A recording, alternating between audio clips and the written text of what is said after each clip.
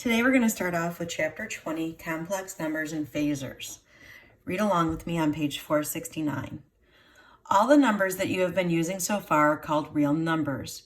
For example, 10, negative half, 1.5, square root of 2, and pi are all real numbers. However, in an AC circuit, square roots of negative numbers are encountered, such as the square root of negative 4. This number is not a real number, but is called an imaginary number. When square roots of negative numbers first appeared about 500 years ago, they were found to have little application. Hence, they were called imaginary. Today, however, they have a very important application in electronics and are as real numbers. But different rules apply to their operations. When a real number is combined with an imaginary number, a complex number is formed. For example, 3 plus the square root of negative 4 is a complex number.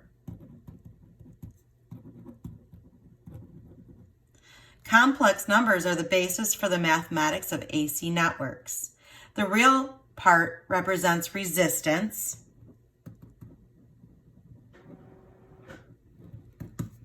and the imaginary part represents reactance.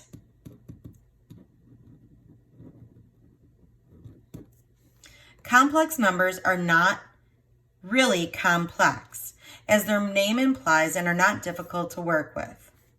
So first off, we're going to start with the J operator. It is a small j, small case j. The imaginary unit or J operator is defined as the following. J equals the square root of negative 1.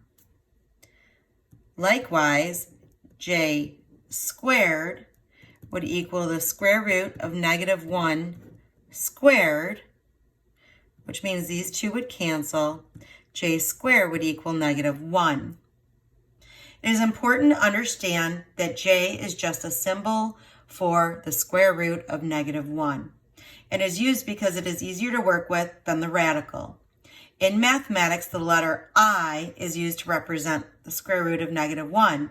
However, since I is used for instantaneous current in electricity, J is used for the imaginary unit in electronics and electricity. Square roots of negative numbers are called imaginary numbers. The J operator allows you to simplify imaginary numbers by separating the J as follows. We're going to start off with example 20.1. And all it says to do is simplify. A, the square root of negative 4. All we're going to do here is take out the square root of negative 1 times the square root of 4.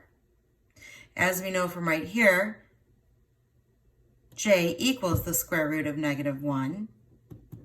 So we're going to write J, and then the square root of 4 is 2. So we have J2 as our answer. B gives us the square root of negative 25. And again here, we're going to take out the negative 1, the square root of negative 1, which leaves us the square root of 25, J5. C gives us the square root of negative 0.16. Again, here we're going to do exactly the same thing and take out the square root of negative 1, which leaves the square root of 0.16, which gives us J.4. This is a good time to start using the 0 in front of your decimal. And finally, D is the square root of 2. The square root of negative 2. You would take out your square root of 1 and leave the square root of 2. Take out your square root of negative 1.